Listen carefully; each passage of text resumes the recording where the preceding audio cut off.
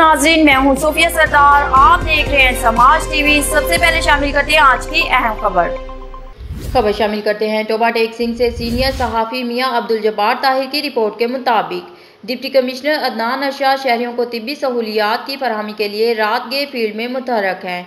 Deputy commissioner Adnan Arshad का अचानक DHQ अस्पताल का दौरा।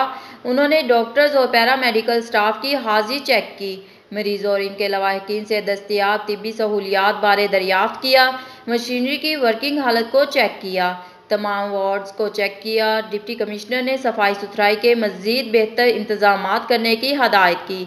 उन्होंने अमले को हदायत की कि शहरियों को बेहतरीन तिब्बी सहूलियात की फरहमी को यकीनी बनाया जाए। डॉक्टर्स और अमले की हाजिरी से गफलत किसी सूरत बर्दाश्त नहीं की जाएगी।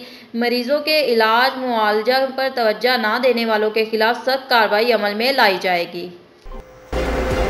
खबरों का सिलसिला जारी रहेगा। मिलते हैं एक छोटी सी ब्रेक के बाद।